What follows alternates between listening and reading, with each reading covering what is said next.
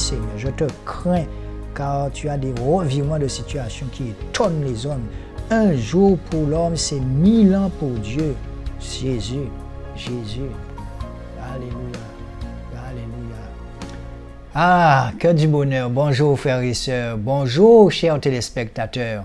Je vous remercie. Je vous remercie pour tous ces appels que j'ai reçus la semaine dernière suite à l'émission que nous avons faite sur les hommes politiques et l'amour divin. Eh bien, que du bonheur pourrait-on dire. Je vous assure, lorsque vous m'envoyez des messages d'encouragement comme ça, sachez que ces messages, ils vont directement à Jésus.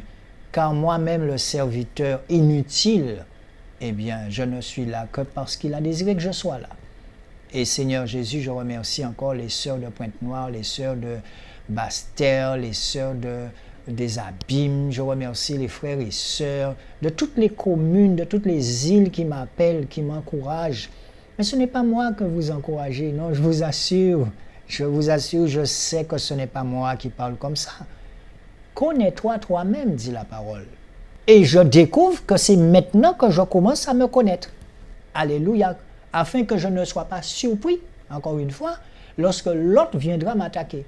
Mais tant que nous serons de cette télé, tant que nous dirons les choses avec amour et puissance et compassion, oui, le message va passer.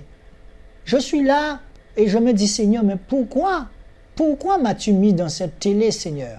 Mais je me rends compte que lorsque vous laissez parler le Seigneur Jésus, vous devez mourir à vous-même pour le laisser parler, pour lui laisser place. Et c'est peut-être pour cette raison que vous êtes tous touchés. Aujourd'hui, nous allons parler de l'Église catholique romaine. Et nous allons parler de l'Église catholique romaine, mais avec beaucoup d'amour et surtout beaucoup de compassion. Et vous allez vous rendre compte que toute chose a une histoire. Et je vous dis souvent, ouvrez vos livres, allez regarder le début de l'histoire de l'Église catholique romaine.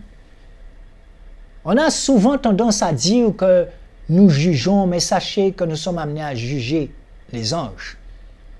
On a toujours tendance à dire que nous sommes là toujours pour dire des critiques. Mais quelles critiques? Nous ne faisons pas de critiques. Nous parlons avec amour. Et ce que nous disons, c'est la vérité.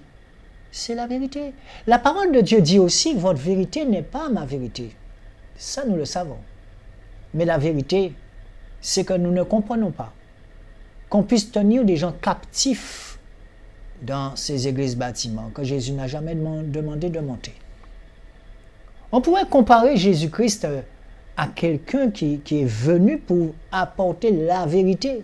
Les hommes ont vu la vérité. Et jusqu'à aujourd'hui, il vous permet de voir la vérité. Il envoie des messagers. Jusqu'à aujourd'hui, il envoie des messagers. Mais l'objectif est clair. En ce qui me concerne, va Patrick, parle. Et je suis là, je dis Seigneur, mais toute ma vie, j'ai fait de l'humour. Va Patrick, parle. Eh bien, je parle.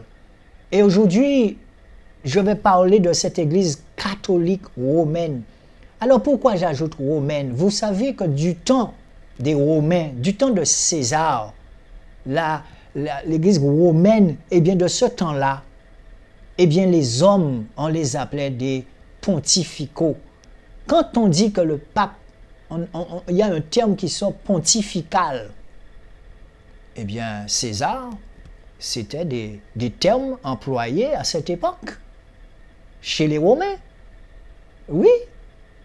Ave César, le pontifical. Et qu'est-ce que l'église romaine, l'église catholique romaine a fait? Elle a repris tout ça à sa sauce et elle a fait un mélange de tout. Et en même temps, toute cette histoire qui fait que la théologie, ça veut dire que vous êtes enseigné par des esprits d'hommes. Toutes les Bibles là que vous voyez, l'Esprit de Dieu n'est pas dans ça. C'est pour cette raison que Jésus nous dit, je vous enverrai le Saint-Esprit. Et le Saint-Esprit viendra vous révéler, si vous préférez, vous enseigner toutes choses. Si c'est l'Esprit qui t'enseigne toutes choses, tu n'es pas dans des traditions d'hommes. Tu n'es pas en train de calculer, d'écrire à la manière humaine. Non. L'Esprit viendra à un moment et il viendra prendre le contrôle de ce que tu dis. Et c'est lui qui va t'enseigner. C'est pour cette raison que vous regardez cette émission et que vous félicitez Jésus. Parce que vous sentez que lorsque le Saint-Esprit, quand il parle, c'est la vérité. Les Bibles que nous avons là, comme, comment il s'appelle, le théologien et tout, ces gens-là ont imaginé des choses qui n'ont jamais existé, des choses que Jésus n'a jamais dites, et vous êtes dans leur église. Est-ce qu'en parlant comme ça, je suis en train de juger? Non, je suis passé par là. Nous sommes tous passés par là. Alléluia! On avait beau me dire de ne pas aller à l'église, mais je me sentais tellement bien à l'église. Mais c'est leur rôle, ils ont été formés pour que vous vous sentiez bien dans leur église, bâtiment. Vous entrez dans une... À quel moment que Jésus a dit qu'il faut mettre des statues? À quel moment que Jésus a dit qu'il fallait mettre des idoles? À quel moment que Jésus a dit ça? Tous ces crucifix, toutes ces espèces de choses avec des étoiles, tout ça qu'on voit, le sang de Jésus, on te montre le sang de Jésus est dans une espèce de truc vitré, tout ça. On parle du linge de Jésus, la tunique de Jésus. Mais les hommes se servent du carbone 14 pour voir si c'est la vérité. Vous ne sentez pas qu'il y a quelque chose qui se passe là? Tout est en train de chuter. Satan, quand il vous tient dans la captivité. Et il est très fort, d'après lui, pour vous faire rester en cachette dans tout ce que vous faites. Ne laissez pas n'importe qui lever la main sur vous. Ça veut dire vous toucher. Demandez au Saint-Esprit. Lorsque Jésus était avec ses disciples, il connaissait ses disciples. Jésus mangeait avec ses disciples. L'Esprit disait à Jésus avec qui aller manger. Est-ce que Jésus était un raciste? Puisque c'est cet esprit qui va vous faire éviter un piège. C'est cet esprit qui fera en sorte que vous serez protégés. C'est cet esprit. Les gens vous en veulent parce que vous faites attention, parce que l'esprit vous rend vigilant. Mais si Jésus n'avait pas encore vu Judas, il aurait été surpris, mais c'était le prophète des prophètes. Mais c'est ce que nous vivons. Jésus nous dit, moi qui étais le bois vert, regardez ce qu'ils m'ont fait. A fortiori, vous, mes enfants, le bois sec. C'est pour cette raison qu'il nous a donné ce discernement. Et pourtant, lorsque nous parlons toujours avec ce même amour. Parce que nous voyons ce qui se fait sur la planète. Nous voyons comment Satan le diable tient cette planète. Nous voyons comment Satan le diable tient les gens avec son argent. Et regardez là, cet homme qui avait Apple, quand il est mort, vous savez, il a laissé un courrier. Et cet homme qui était riche à ne pas savoir ce qu'il faut faire de l'argent, qu'est-ce qu'il disait à la fin de sa vie? Il disait que la meilleure des choses, c'est d'embrasser son enfant, d'avoir du temps pour sa famille. Et il regrette de ne pas avoir pu faire ça. Et pourtant, il avait de l'argent à ne savoir quoi faire. On dit que l'argent ne fait pas le bonheur. Mais Jésus va te donner une vie stable. Alléluia. Tu seras riche de cœur. C'est ton cœur qui sera riche. Et Jésus va envoyer autour de toi les gens qui partageront cette même richesse. C'est quoi être riche? Que nous enseigne l'Église catholique? Nous verrons tout à l'heure le frère Shoah vous expliquer ce qu'est l'Église catholique. Et vous allez comprendre d'où découle toute cette doctrine, cette fausse doctrine. Et comment ces hommes se sont accrochés à de l'argent. Il y en a qui ont des bâtiments à Pointe-à-Pitre, aux Abîmes, qui doivent près de 4 ans de loyer. Ceci est une vérité. Comment pouvez-vous aller là? Comment mes parents m'ont laissé un local que j'ai loué, soi-disant un homme de Dieu, et que ce monsieur, ça fait 4 ans qu'il ne paie pas mon loyer. Il ne le paie pas. Il faut se poser les bonnes questions. Vous constatez que vous allez avoir un problème quelque part. Ralentissez ou arrêtez la chose. Non. Vous continuez la chose pensant que vous êtes un homme protégé. Le Seigneur vous a guéri. Le Seigneur vous a donné encore une faveur. Et vous sentez comme si, oui, Jésus m'a guéri. Non, Jésus t'a guéri pour bien te faire constater et remarquer qu'il t'a à l'œil parce qu'il t'aime. Certes, il connaît ton cœur, John, mais sache une chose, tu ne vas pas continuer à parler de la dîme comme si rien n'était. Non! L'heure est arrivée pour que les enfants de Dieu puissent quitter vos grands magasins. Mais tous ces locaux-là qu'on voit, pourquoi vous ne mettez pas de la nourriture là-dedans? Pourquoi vous n'appelez pas le peuple à venir se nourrir? Pourquoi vous ne faites pas ça? Tellement de personnes ont déjà eu cette vision. Ton église, ferme-la. Ferme-la et fais un magasin de blé, de vêtements. À ce moment, tu comprendras qu'il y a un sens dans ta vie et tu sauras qu'est-ce que tu es venu faire sur cette terre. Alléluia. Mais si chaque fois qu'on te parle en vérité et que tu vas chercher un verset pour démonter cette vérité, mon frère, c'est de la compassion que j'ai pour toi. Il va falloir que tu viennes à côté de moi pour te repentir publiquement comme je l'ai fait. Tu ne peux pas continuer comme ça avec ta main baladeuse, que le Seigneur me montre au loin, ta main toujours en train de toucher quelqu'un, mais il y a touché, alléluia. Oh! Ta main baladeuse là, il y a une étreinte fraternelle quand tu tiens une sœur. Mais quand tu as une main tactile, quand dit la parole, tu le sais très bien. Il vaut mieux que tu la coupes. Reprends-toi. Repens-toi. Repentez-vous. Vous avez suffisamment fait de mal à tenir captifs les enfants du Seigneur dans vos bâtiments.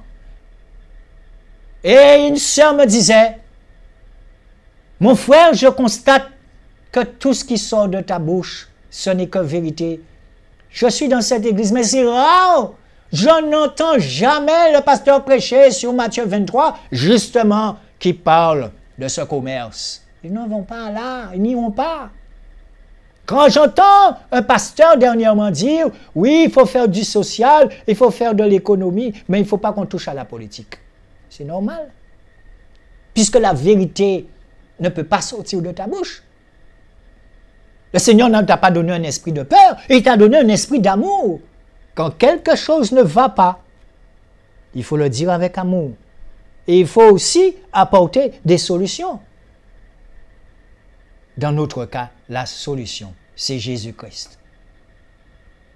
Quand Jésus entre dans la vie d'un homme, il te donne une vie stable. Il met autour de toi des gens qui vont te tirer par le haut, des gens qui parleront de lui. Mais c'est incroyable, on passe des week-ends, vraiment, je le dis, j'ai fréquenté toute espèce de boîte de nuit, toute espèce de choses dans le monde. Mais là, quand on est en famille, la grande famille chrétienne, et que vous sentez que vous êtes saisis, le Saint-Esprit, le samedi, nous étions à Sainte-Rose, entre la rivière et la mer. Et il y avait le climatiseur du Seigneur là. Que du bonheur. Vous connaissez le climatiseur du Seigneur? Et quand on regarde toute cette montagne à Sainte-Rose, quand on était à Poda aux abîmes, quand on regardait la verdure aux abîmes, on se dit, Seigneur, tu es magnifique, Seigneur. Et un frère vient auprès de toi et te demande qu'est-ce que tu veux. Une sœur Et toi-même, tu vas auprès de l'autre, on partage la nourriture ensemble. C'est ça le bonheur. Mais quand Michael Jackson, quand tous ces gens ont brassé tellement d'argent à ne plus savoir ce qu'ils avaient, et que vous voyez que ces gens-là, il leur manquait quelque chose dans leur vie. Ce sont des sourires de façade. Ce sont des hommes qui souffrent. Parce que sans arrêt, il faut veiller à ce que l'argent entre. Et alléluia. La politique ne peut pas aller avec l'esprit de Jésus. Ce n'est pas possible et ça n'a jamais été possible. Alléluia. Quand vous voyez un prêtre encourager les gens dans des abominations, quel pasteur voudra parler en toute honnêteté et avec autant de compassion pour ce prêtre? Quand vous dites aux gens de faire 40 jours de jeûne après le carnaval, quand vous entendez la quantité de morts au Brésil et tout, mais pourquoi? Pourquoi quand c'est la Pâque, il y a autant d'accidents? Pourquoi quand c'est le carnaval, on vient de tuer un petit jeune là en Guyane? On a encore tué pendant le carnaval et ça continue. Nous sommes dans une période diabolique, il faut dire les choses telles quelles. Ceux qui défendent la tradition, je ne le dis pas avec haine, parce que j'ai fait du carnaval. Eh oui, on avait beau me parler. Des adventistes passaient, me disaient, monsieur, sortez de là. Mais je ne comprenais rien. On est fouettant moi, j'ai mon fouet, j'ai mon tambour. Je suis animé d'un esprit là qui déboule. Tradition d'homme. Aujourd'hui, quand je côtoie des frères africains, eh bien, ils vous disent que ces traditions d'homme, ces choses imaginées par l'homme ne viennent pas de Dieu. Alléluia! Jésus nous parle de la joie, mais de sa joie à lui. On s'est sauté, on s'est maté dans la grâce. Ça s'apprend. Alléluia, ça s'apprend. Mais tu veux tout avoir et ne pas passer par le code de la route. Quand tu conduis une voiture, il y a un code de la route. Eh bien oui. Eh bien, l'Église catholique romaine, il va falloir qu'elle comprenne qu'il y a un code de la route et c'est Jésus le moniteur. Or, ils ont toujours été à côté. Toujours été à côté. Voilà. Eh bien, je vous laisse. Je vous laisse avec le frère Shoah qui va vous démontrer tout ce qui se passe dans l'Église catholique romaine et qui sont en abomination. Mais vous regardez vous-même, regardez le nombre de pédophiles, regardez le nombre de choses. Et ce pape, ce dernier pape, dernièrement, il disait qu'il va falloir changer les paroles de la Bible.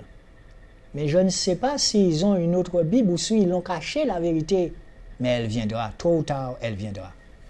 Et je dis toujours, il vaut mieux se repentir sur terre que d'arriver là-haut et au pourquoi repentir. Il vaut mieux se repentir pendant qu'on est vivant. Mais vous voyez des gens qui font comme si c'est par la grâce qu'ils vivent. Hein, il n'y a pas de condamnation pour ceux qui sont en Jésus. Et les gens continuent dans l'abomination. Alléluia! Et le Seigneur vous envoie des songes pour vous montrer qu'ils sont dans l'abomination. Alléluia! Notre rôle, c'est leur tendre la main. Mais tu ne veux pas de la main de Jésus, mon frère, ma soeur, cher téléspectateur. Je n'y peux rien. Jésus ne m'a jamais dit d'être un dictateur, de forcer les gens. Non. Il vous attend. Eh bien, je vous laisse avec le frère Shoah. Disposez votre cœur et regardez ce que le diable fait et a toujours fait. Mais son heure est arrivée. Nous sommes sur la fin des temps là. Son heure est arrivée.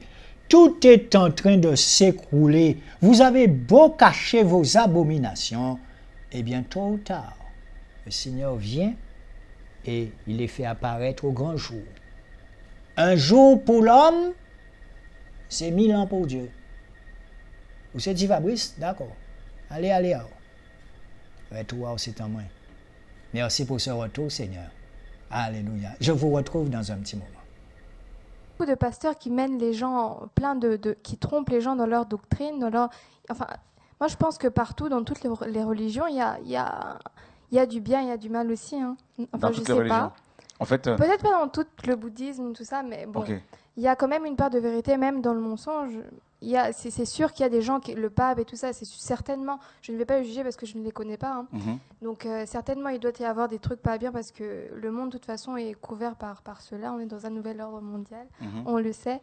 Mais je pense aussi qu'il y a du bien dans le mal, donc faudrait pas quand Mais même c'est ça en fait le principe de la condamner. séduction. C'est par exemple dans la religion catholique, il y a des choses qui peuvent te paraître bonnes. Hein, par exemple, quand on voit cette piété qui est apparente, hein, cette manière de vivre qui paraît pieux, tu vois, pieuse, comment les sœurs sont habillées, voilà, c'est une sorte de piété qui peut attirer les gens, n'est-ce pas? Et les prêtres, comment ils prient, ça peut attirer. Mais en fait, ça séduit, mais il n'y a pas la vie. Tu vois? Il n'y a pas la vie. Parce que nous savons, Mariva, la Bible nous dit clairement qu'il n'y a pas d'autre médiateur entre Dieu et les hommes, si ce n'est que Jésus-Christ. Là, j'ai l'impression que vous allez en guerre contre l'Église catholique. Vous avez un problème avec eux? Bonne question. Voilà, on te retrouve là, c'est bien. Alors, oui, j'ai un problème avec le système catholique. Pas seulement le système catholique. Tout système qui est... C'est l'Église mère, hein. Il ne faut pas, renier ses origines. C'est ce que les gens veulent nous faire croire. C'est ce qui est. Pas du tout. Pour les religieux, oui. Parce que est-ce que tu sais que avant le système catholique romain, l'Église était déjà là? L'Église de Jésus-Christ. L'Église est née dans Actes chapitre 2. Là, nous sommes, n'est-ce pas, au premier siècle, après Jésus-Christ, dans Acte 2. Oui, mais elle était cachée parce que les chrétiens étaient persécutés. Elle était puissante. Elle allait dans les rues pour prêcher la parole de Dieu. Elle allait dans le temple de Salomon pour prêcher la parole de Dieu. Dans Acte chapitre 2, Acte 3, Acte 4. Dans Acte 3, Pierre et Jean partent au temple. Mais toujours dans la crainte d'être...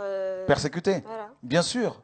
Mais tu sais, Raïssa, plus l'Église de Jésus-Christ est persécutée, plus elle va demeurer dans la sanctification. Comme l'Église catholique. Mais l'Église catholique, l'Église est devenue, beaucoup d'églises sont devenues églises catholiques. Pourquoi? Romaines. Parce que justement, il n'y avait plus la persécution. Avec justement l'édit de Milan, signé par, Constantin Ier, qui a mis fin à la persécution. Dès l'instant où Constantin Ier a signé cet édit, les chrétiens, les églises n'étaient plus persécutées. Et malheureusement, qu'est-ce qui s'est passé? En 325 après Jésus-Christ, au concile de Nicée, Constantin, avec les 315 évêques qui étaient présents ce jour-là, ont donné naissance officiellement au système catholique romain. Donc l'église catholique romaine. Parce que la persécution avait été, on avait mis fin à la persécution. Tu vois.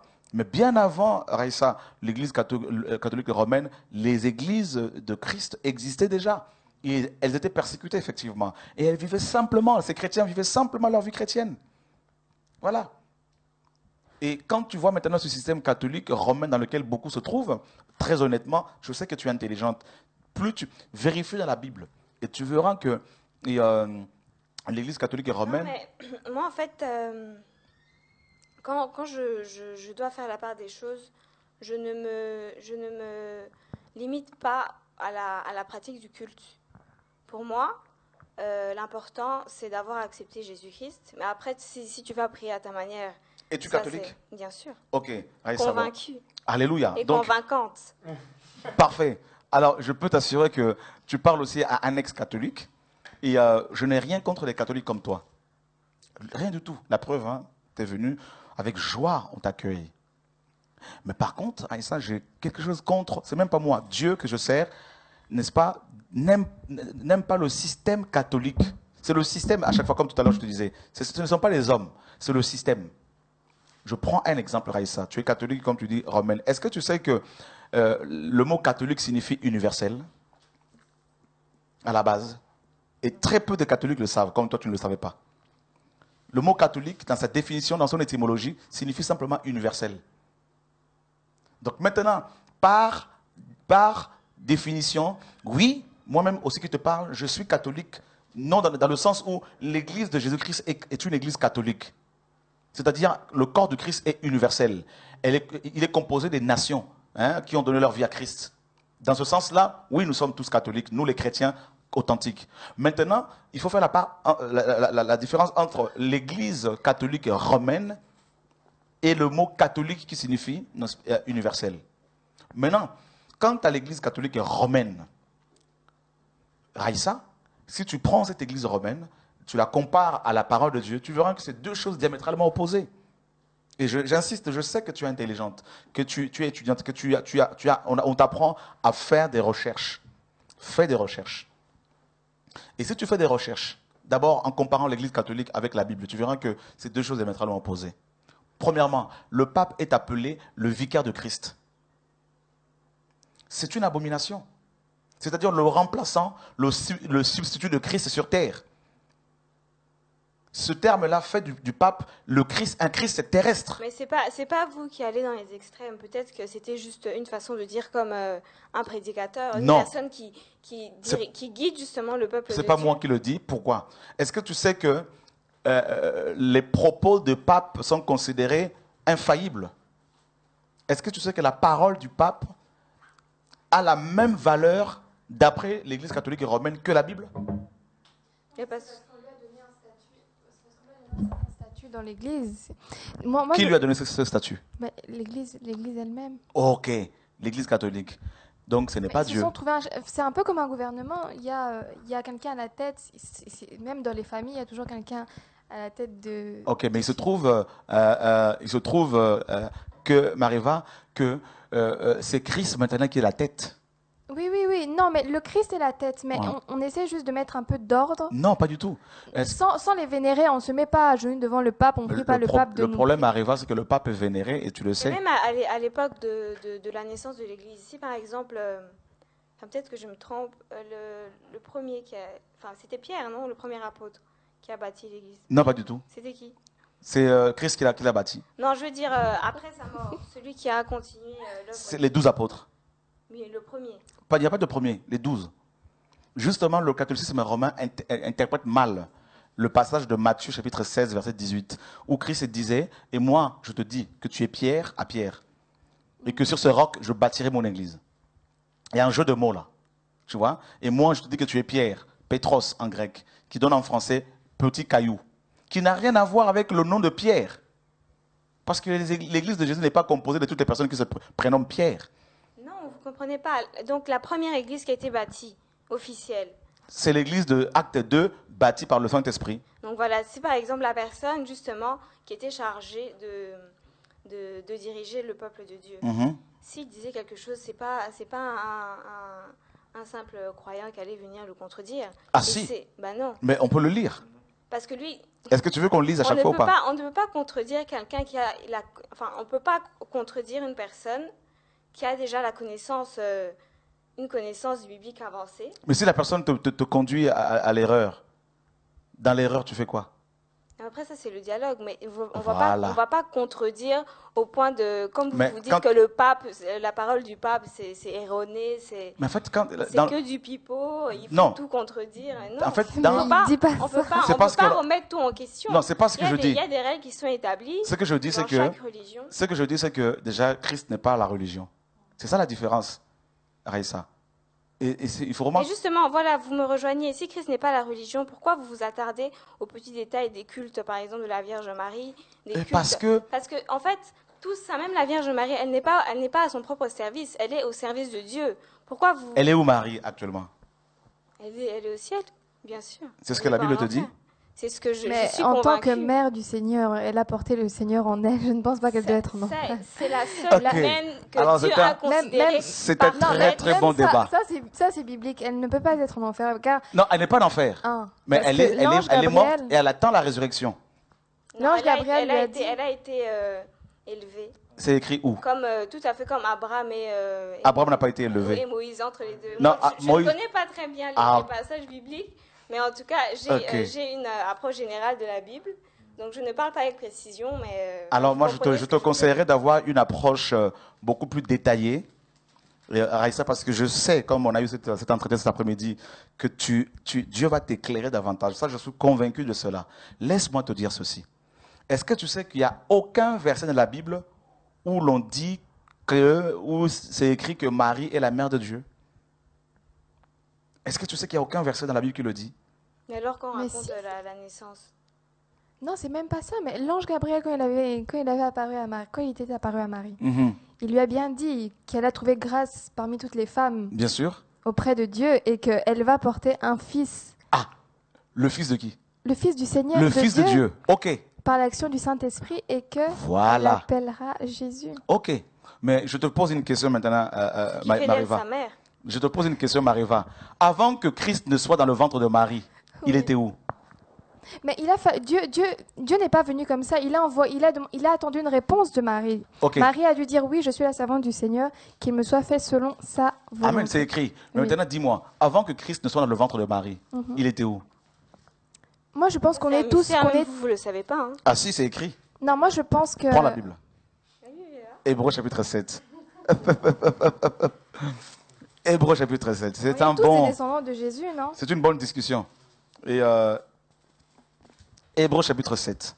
Est-ce que tu peux nous lire du verset 1 au verset 3? Alors, ce Melchidec était roi de Salem et prêtre du Dieu très haut. Il est allé à la rencontre d'Abraham alors que celui-ci revenait de la défaite infligée au roi. Il a béni et Abraham lui a donné la dîme de tout. D'après la signification de son nom, Melchisédek est d'abord le roi de justice, ensuite il est le roi de Salem, c'est-à-dire le roi de paix.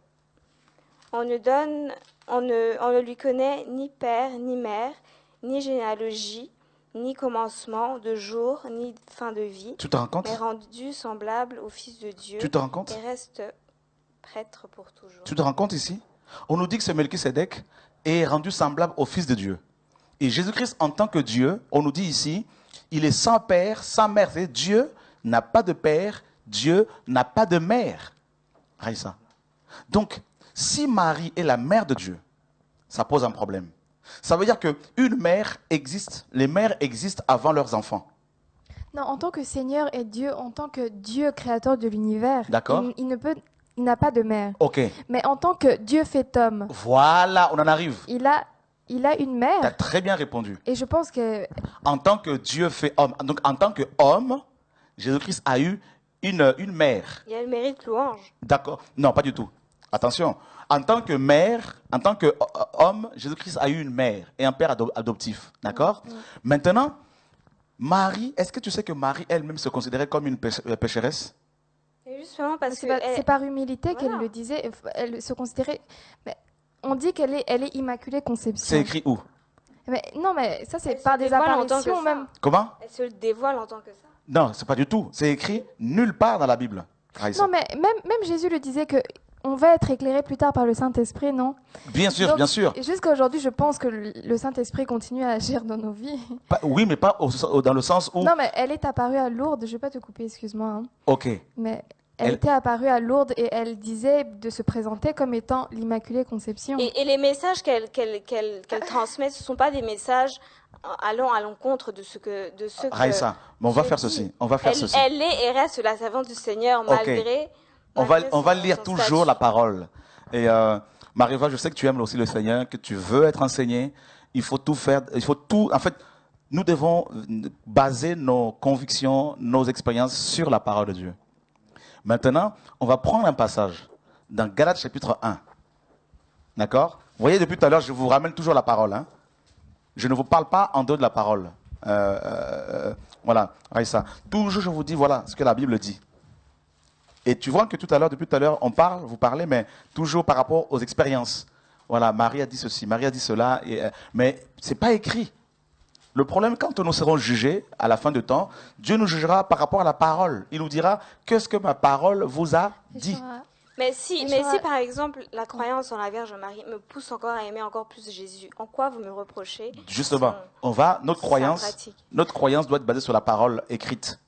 Et c'est ce que nous sommes en train de dire. Il y a une parole, je crois que c'est, je ne sais pas si c'est dans Jean, je ne sais pas, où Jésus, avant de mourir sur la croix, il a présenté à Jean, il lui a dit, voici ta mère, femme, voici ton fils. Bien sûr. Enfin, nous, on s'est considérés comme des gens, comme des amis de Dieu à qui il a confié avant de mourir. C'est un peu comme le seul, comment on appelle, quand on meurt et le seul, la chose qu'il nous a donnée avant, l'héritage, voilà. Okay. Avant de s'en aller, il nous l'a donné comme étant notre mère. Non, en fait, ça aussi, c'est une mauvaise interprétation.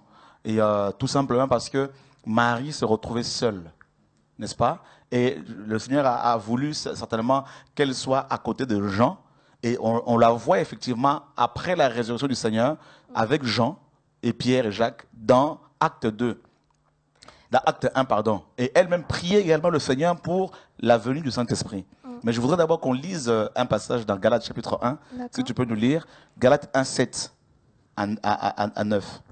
À 9 Donc, non pas qu'ils aient un autre évangile, mais il y a des gens qui vous troublent et qui veulent altérer l'évangile du Christ. Mais si nous-mêmes, si un ange du ciel l'annonçait, un évangile s'écartant de celui que nous vous avons prêché, qu'il soit anathème. Tu vois ça? Paul dit, si un ange, Raïssa, vous annoncez un autre évangile que celui que nous vous avons prêché, qu'il soit maudit. C'est fort, hein? Ça veut dire que même si l'ange Gabriel venait te voir pour te dire à Raïssa, prie Marie, tu dois lui dire, c'est écrit où dans la Bible? Montre-moi où c'est écrit. Non, mais un ange de Dieu, c'est un messager du Seigneur. On ne peut pas le remettre en question ce qu'il dit. Mais Paul le dit. Pourtant, Paul dit que si un ange vous annonçait un autre message que celui que nous vous avons annoncé, qu'il soit maudit. C'est fort. Anathème, c'est maudit. Ça veut dire que les anges de Dieu ne peuvent nous donner des messages que des messages qui confirment la parole qui est écrite. C'est ça, en fait.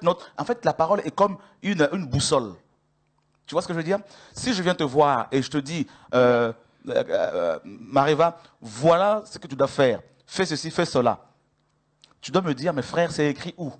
Tu vois ce que je veux dire? Pour ne pas que tu sois écarté. Aussi, dans la Bible, rien n'est écrit noir sur blanc. Hein.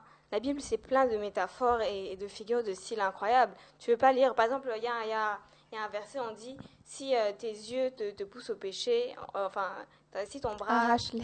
Voilà, il faut l'arracher, tout ça. Tu ne vas pas aller avec tout le bon sens que Dieu t'a donné, te trouer les yeux. Non.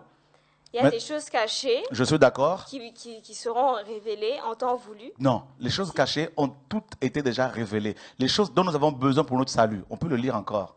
Je vais toujours vous ramener à la parole. Même quand la Bible parlait sous forme de métaphores, de manière symbolique, l'explication a toujours été donnée de manière claire et nette pour notre salut.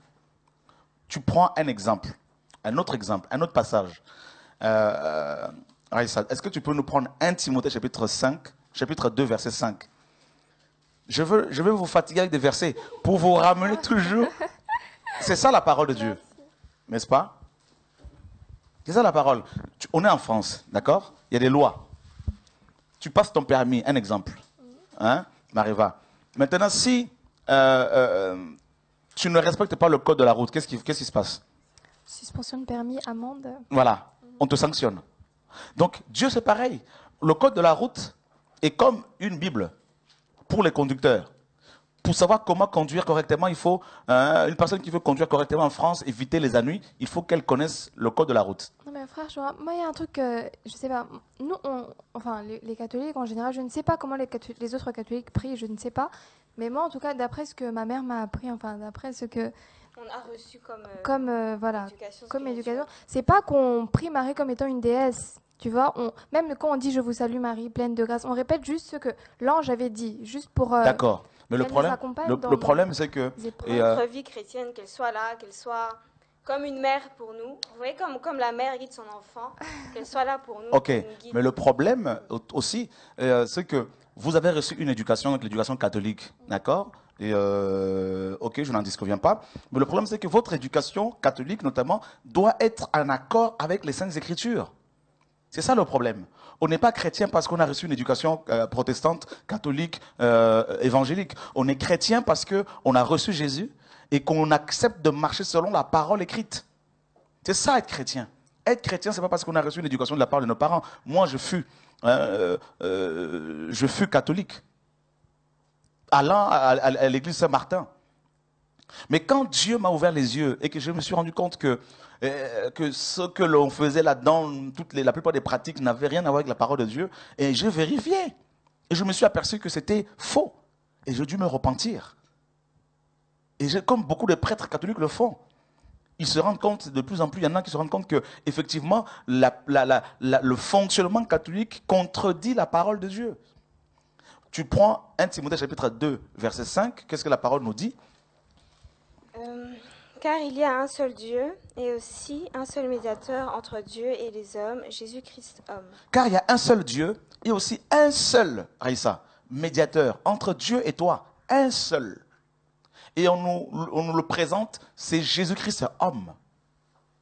Or, le catholicisme romain vient et te dit qu'il faut la médiation de plusieurs personnes. Tu sais pourquoi cela? Non, je crois que, je ne sais pas si moi je comprends mal ou que tu comprends mal. C'est pas une médiation, c'est juste d'accompagner les prières. Justement, c'est quoi la médiation? C'est passer par quelqu'un. Voilà. Donc, un médiateur accompagne les prières.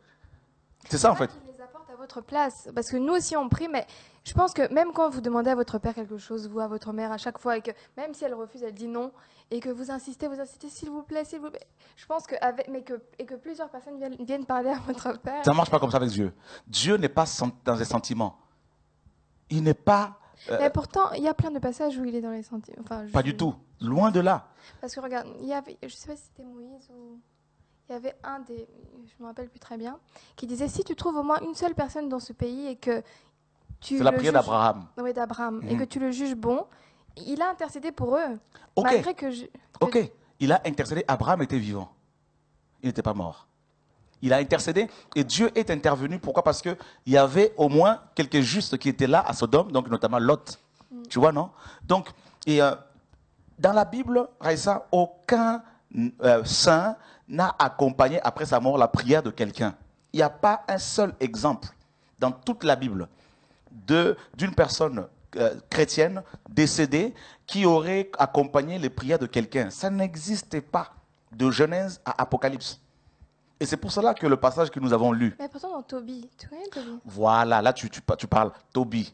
En fait, la plupart des hérésies de l'Église catholique, les fausses doctrines qui sont propagées par l'Église catholique, viennent des livres appelés apocryphes. Donc notamment Tobie, n'est-ce pas? Les Maccabées.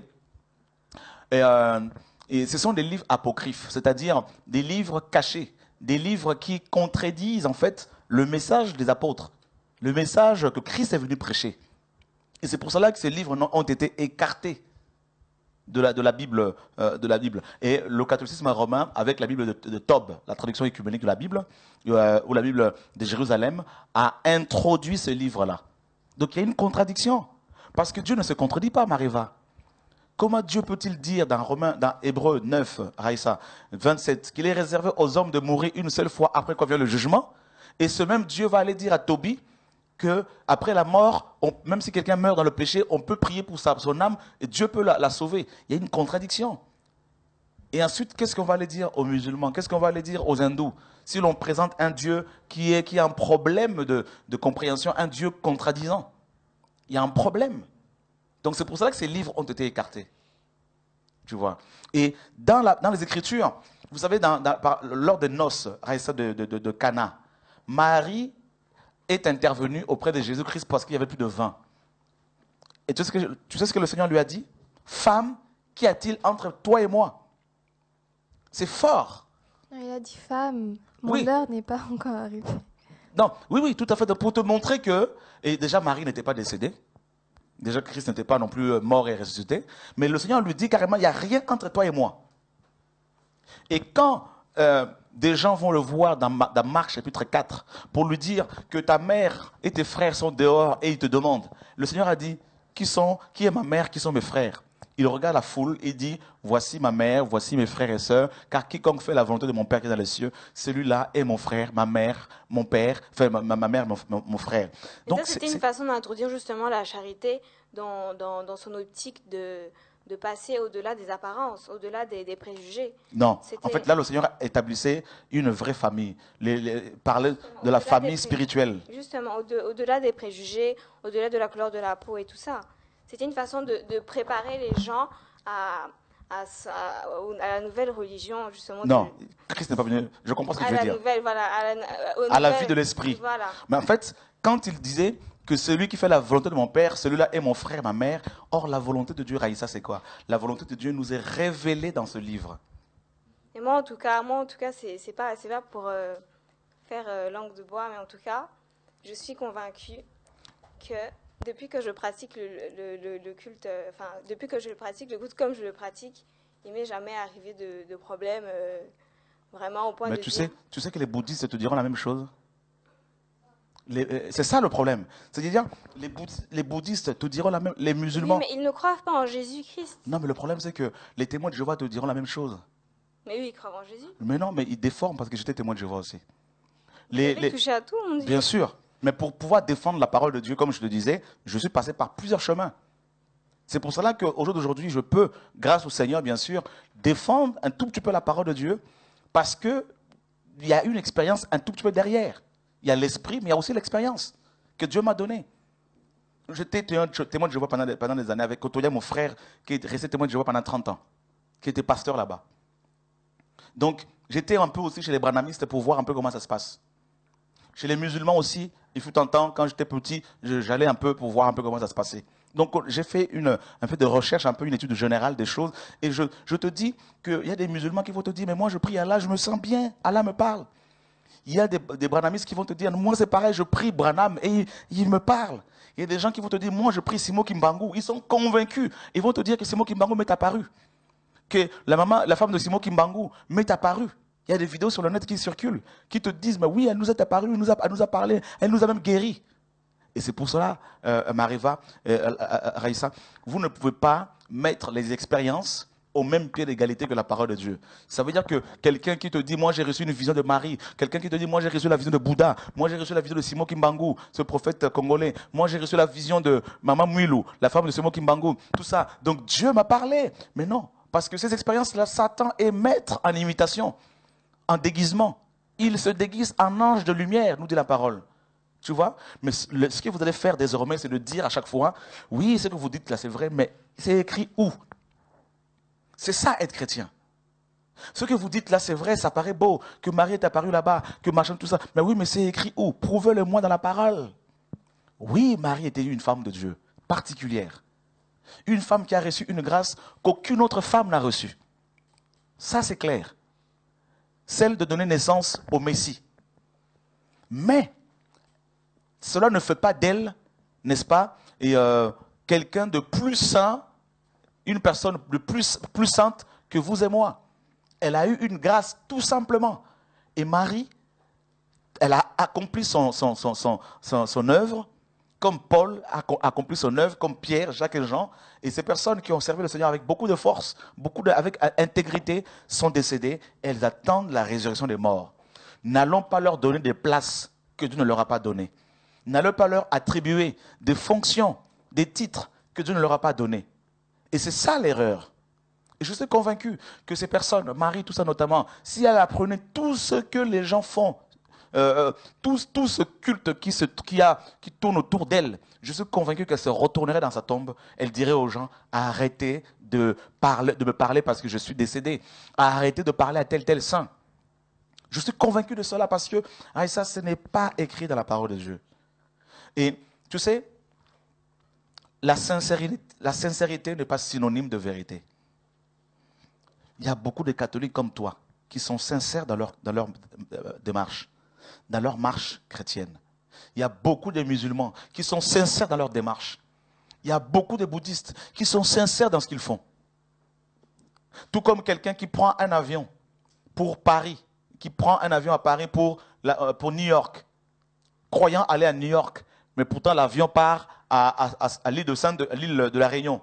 Cette personne qui est dans cet avion, qui se croit aller, n'est-ce pas, à New York, est sincère dans sa démarche. Vous lui posez la question, vous allez où? Mais je suis dans l'avion, je pars à New York. Elle est sincère, cette personne.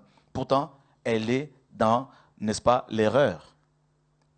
Donc, ça veut dire que quelqu'un peut être sincère dans ce qu'il fait.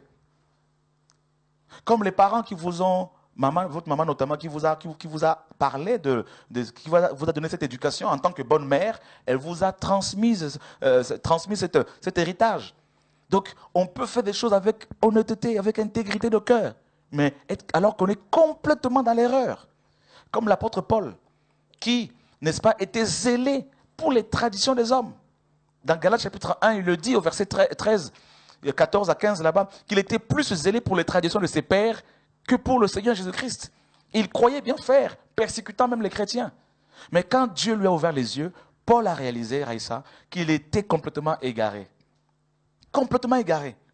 Moi aussi, fut un temps où j'étais zélé pour les traditions catholiques. Chaque dimanche, il fallait aller à l'église Saint-Martin, prenant l'hostie. Chaque dimanche, il fallait aller, tout ça là, on prenait cette cendre là qu'on mettait sur nous. Et on s'est rendu compte, en vertu de la parole de Dieu, que la Bible n'en parle même pas de toutes ces choses. Ça choque. Marie-Va, je suis d'accord. Ça nous trouble. Mais ne faites pas les choses parce que le frère Chora vous le demande. Faites les choses parce que c'est écrit. Parce que quand le Seigneur reviendra, il te dira, Marie-Va, tu étais intelligente, tu savais lire. Est-ce que tu as vérifié dans la Bible ce qu'on t'a enseigné?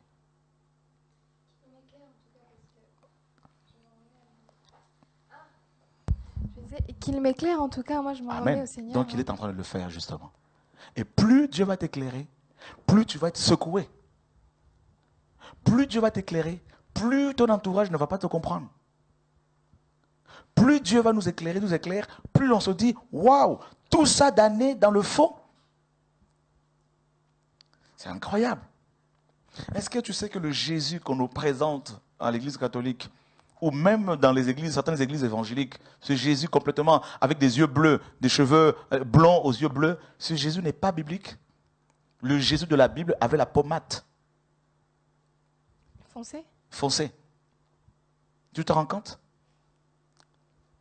C'est incroyable comment on nous présente un Jésus occidental. Est-ce que tu sais que Jésus-Christ, homme, était juif? Tu vois, non? Et que même à cette époque, les Juifs avaient vraiment la peau mate. Mais on nous présente un Jésus complètement suédois. Ça, c'est juste une image. Hein. Il y a des Jésus noirs aussi. Non, quand on dit c'est juste une image, c'est justement ça. On parle de l'image de la bête. On en a parlé tout à l'heure. Il ne faut pas donner... Dieu dit dans la Bible qu'il ne faut pas faire des représentations de choses qui sont au ciel. Tu vois, non? Il ne faut pas, parce que c'est l'idolâtrie. Tu vois, avec Dieu... C'est soit, oui, on dit oui et amen à ce qu'il dit, ou soit on dit, Dieu, ça paraît dur, je refuse. Et bien là, on aura des comptes à lui rendre un jour. C'est ça en fait le truc. C'est-à-dire on présente un Jésus occidental, un Jésus blond aux yeux bleus, un Jésus tellement... Donc du coup les autres, c'est pour ça qu'il y a autant de sectes aussi en Afrique qui se disent, ben non, mais vous nous pressez en Jésus blond aux yeux bleus, eh ben nous voulons aussi un Jésus noir, un Jésus africain. Et voilà pourquoi il y a Simo Kimbangu qui est transformé en Jésus. Sima Otoko en Angola, transformé en Jésus. Et voilà, tu vas aux Antilles, ça va être la même chose. Donc chacun veut avoir son Jésus local, national. Voilà. Et c'est là le problème. Moi, je sais que Dieu, ça, va de plus en plus vous éclairer. Je suis convaincu. Dès l'instant où tu as mis tes pieds, ici, je sais que Dieu va de plus en plus vous éclairer en profondeur. Et ça va nous bousculer, mais c'est la parole. Et ça va nous faire du bien. Au nom de Yeshua. Amen. Vous connaîtrez la vérité, nous dit la parole, et la vérité vous affranchira. Alors soyez fortifiés, soyez encouragés. Et pour finir, notre combat, ce n'est pas contre les catholiques, contre les hommes, n'est-ce pas? C'est contre le système qui aveugle, n'est-ce pas, les hommes. Eh bien voilà, vous avez pu voir le travail en profondeur qu'a pu faire le frère et son équipe, parce qu'il ne travaille pas seul. Et c'est l'esprit qui vient les inspirer à cette vérité. Eh bien voilà. Et bien sur ce, je vous dis à dimanche prochain. Mais je suis sûr que vous avez été bien nourris. Prenez garde. Ne vous laissez pas être en captivité. Restez chez vous et vous m'appelez et on pourra se réunir à la plage comme Jésus faisait, comme nous le faisons maintenant. Alléluia. Eh bien, je vous dis à dimanche prochain. Dieu voudra. Alléluia.